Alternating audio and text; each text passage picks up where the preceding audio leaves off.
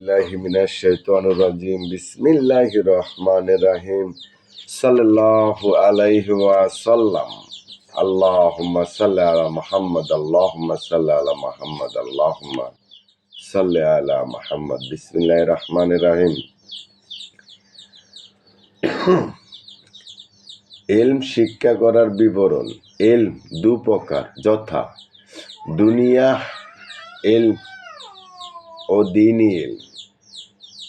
দুনিয়া ইলম শিক্ষা না করলে ইহকালে উন্নতি হাসিল হয় না, আর দ্বীনি ইলম শিক্ষা না করলে পরকালেও উন্নতি হাসিল হবে না। ইহকালের অবস্থা ও পরকালের চিরস্থায়ী। মানুষ ইহকালে লাভের জন্য দুনিয়া ইলম লাভ করার নিয়মিত হাজার হাজার টাকা খরচ করতে রাজি, কিন্তু চিরস্থায়ী পরকালের মুক্তি লাভের জন্য দ্বীন ইলমি শিক্ষা করার টাকা খরচ করতে রাজি হয় না। সমাজের এই অবস্থার কারণ দ্বীন ইলমের অজ্ঞতা এবং পরকালের প্রতি ডর বিশ্বাস না থাকা। অথচ দ্বীন ইলমি শিক্ষা করার ব্যাপারে হযরত মুহাম্মদ সাল্লাল্লাহু আলাইহি সাল্লাম স্পষ্ট ভাষায় ঘোষণা দিয়েছেন, প্রত্যেক মুসলমান নর-নারীর উপর দ্বীন ইলম শিক্ষা করা অবশ্যই কর্তব্য ও ফরজ। এই ফরজ তাওয়াক করলে দোজখের শাস্তি ভোগ করিতে হবে। হযরত আবু হানিফা মাযহাবে প্রসিদ্ধ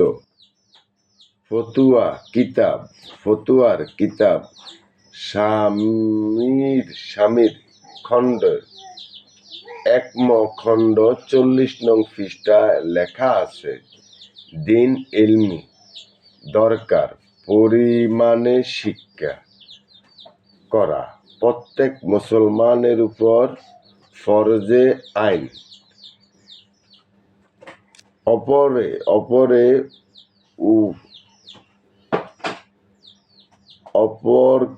অপরের উপকারের জন্য প্রয়োজনের বেশি শিক্ষা করা ফরজে কিফায়া। বিদ্যাসাগর হওয়ার মুস্তাহাব উল্লেখিত বর্ণনা বোঝা গেল 100 জনের মধ্যে 100 জন মুসলমান নর-নারীর উপর দ্বীন ইলমি শিক্ষা করা ফরজ।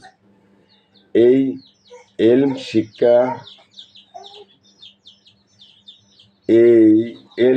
শিক্ষা করা প্রথম প্রকারেই ইবাদত। বুখারী শরীফ একটি হাদিস আছে, রাসূল করিম সাল্লাল্লাহু আলাইহি সাল্লাম ইরশাদ করেন, সমস্ত রাত জেগে থেকে নফল ইবাদত করার চেয়ে 1 ঘন্টা ইলম শিক্ষা করা উত্তম। বর্তমান জমানায় মুসলমান সমাজ দ্বীন ইলম শিক্ষা ফরজ তরক করে নিজের জীবনটা নষ্ট করে ফেলছে এবং তাদের সন্তান সন্ততিদেরকে দ্বীন ইলম শিখাতে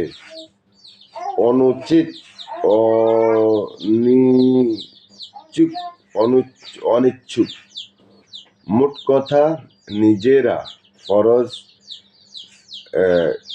ইলম শিক্ষা করা থেকে বিরত থাকে, জীবনটা নষ্ট করছে, সন্তান সন্ততিদের জীবনটাও নষ্ট করে ফেলছে।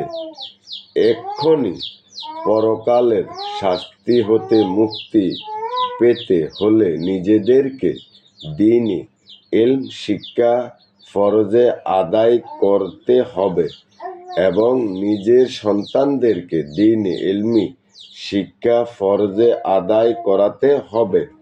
সন্তানদেরকে দ্বীন ইলম শিক্ষা দিয়ে মৃত্যুর পর কবর থেকে দোয়া পেতে থাকবে এবং হাসরের মাঠে পুরস্কৃত সম্পর্কে নূরের টুপি এবং রুমাল পাওয়ার আশা আছে। দ্বীনি ইলমি শিক্ষা করতে গিয়ে যদি কেউ মারা যায় তাহলে তার মর্যাদা খুবই উচ্চতে হবে। এই ব্যাপারে পবিত্র হাদিস শরীফে ঘোষণা হয়েছে। হযরত মুহাম্মদ সাল্লাল্লাহু আলাইহি সাল্লাম ইরশাদ করেন, যে ব্যক্তি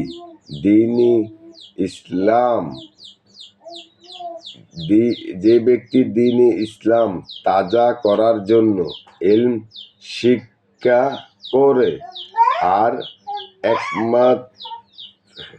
এমন্ত অবস্থায় সে মারা যায় তাহলে বেহেশতের মধ্যে এবং নবীদের মধ্যে কেবল একটি মাত্র অবস্থা দাঁড়ানো হবে, ব্যবধান হবে। হঠাৎ নবুয়তের স্রোত ব্যতীত সেই সমস্ত সুযোগ সুবিধা ভোগ করতে পারবে। আল্লাহু আকবার। বুখারী এবং মুসলিম শরীফে এই হাদিস আছে। রাসূল করিম সাল্লাল্লাহু আলাইহি সাল্লাম ইরশাদ করেন, মহান আল্লাহ পাক যার মঙ্গল বা কল্যাণ কাম্য করেন তিনি তাকে দ্বীনে জ্ঞান দান করেন। আমি উত্তর এলমে বন্টনকারী মহান আল্লাহর উপর আলেমকে তা বুঝার শক্তি দান করেন। আলেমের ইলমে দ্বীন শিক্ষার গুরুত্ব সম্পর্কে রাসূল করিম সাল্লাল্লাহু আলাইহি সাল্লাম আরো ঘোষণা করেন, দ্বীনি ইলমি শিক্ষা করা সুদূর চীন দেশে যেতে হলেও দ্বীনি ইলমি শিক্ষা করার সুযোগ চীন দেশে যেতে হলেও সেখানে গিয়ে দ্বীনি ইলমি শিক্ষা করো। আল্লাহু আকবার। প্রকাশ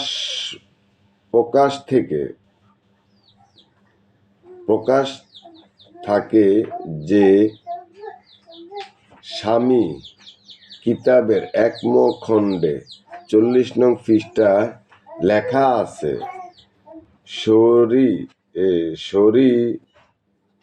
শরীয়তে ইলম দুভাগে বিভক্ত, যথা ফিকহ যা শরীয়তের ইবাদত এর,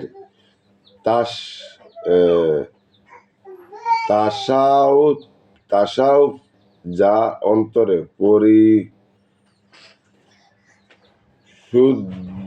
পরিশুদ্ধির বিদ্যা। সুতরাং